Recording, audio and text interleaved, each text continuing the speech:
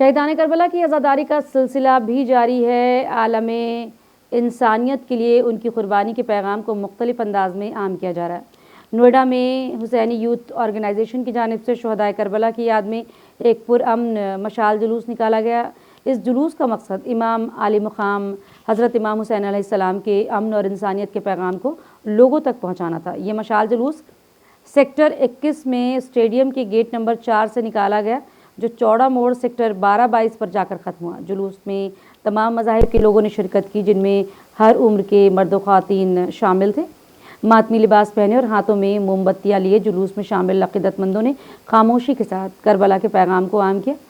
शुरकाए जुलूस ने अपने हाथों में ऐसे प्ले कार्ड और तख्तियाँ ले रखी थी जिन पर करबला के मुख्तलिफ नारे दर्ज थे।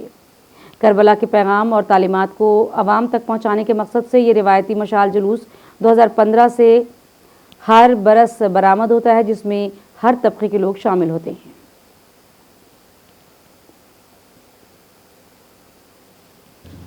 दरे हुसैन पे मिलते हैं हर ख्याल के लोग, ये इत्तेहाद का मरकज़ है आदमी के लिए। आज से 1400 साल पहले इमाम हुसैन अलैहिस्सलाम ने करबला के मैदान में हक़ और बातिल के ख़िलाफ़ जो जंग शुरू हुई थी, जिसमें इमाम हुसैन ने सच्चाई का रास्ता अपनाया था और उन्होंने यजीद जैसे क्रूर बादशाह के सामने मान्यता देने से इनकार कर दिया था और कहा था कि चाहे जालिम कितना भी बड़ा आदमी हो, उसके सामने कभी सर नहीं झुकाना चाहिए। और उन्होंने ये कहा था कि आतंकवाद का कोई मज़हब नहीं होता, हमें हमेशा आतंकवाद के ख़िलाफ़ अपनी संख्या नहीं देखनी चाहिए। अगर अकेले आप हैं तो आपको हमेशा आवाज़ उठानी चाहिए।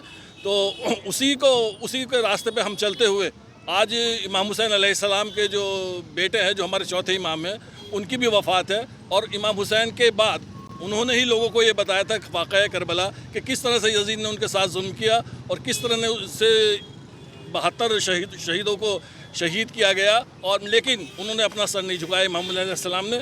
हम ही उनके मार्ग पे चलते हुए लोगों को ये बताना चाहते हैं कि आतंकवाद का कोई मज़हब नहीं होता, अधर्मता का कोई मज़हब नहीं होता, अत्याचार का कोई मज़हब नहीं होता, इंसानियत सबसे बड़ा मज़हब है।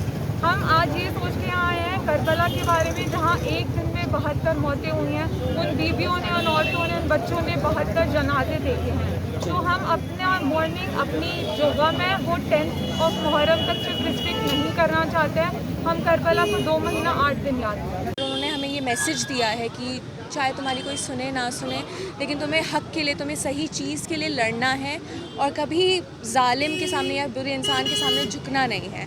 तो उनकी आज डेथ एनिवर्सरी है, तो उनके मेमोरी में, उनके रिस्पेक्ट में हम लोग एक साइलेंट पीसफुल कैंडल विजिल निकालते हैं, ताकि उनको एक तो याद रख सकें और ये भी अपना मकसद याद रखें कि हम सिर्फ मुस्लिम नहीं, लेकिन हम इंसान होते वक्त हमेशा हमें सच के लिए लड़ना चाहिए। हमारे जो पैगंबर मोहम्मद हैं, उनके नवासे हज़रत इमाम हुसैन ने जो अपने 72 साथियों के साथ करबला के मैदान में, जैसे जो हिंदू धर्म में रावण है, उसी तरह से यजीद को भी रावण माना जाता है। तो ये अच्छाई की जो जीत है वो बुराई के खिलाफ रही। उन्होंने हमेशा अत्याचार और दमन और शोषण के खिलाफ लड़ी और इस पूरे विश्व को शांति का पैगाम दिया हज़रत इमाम हुसैन ने।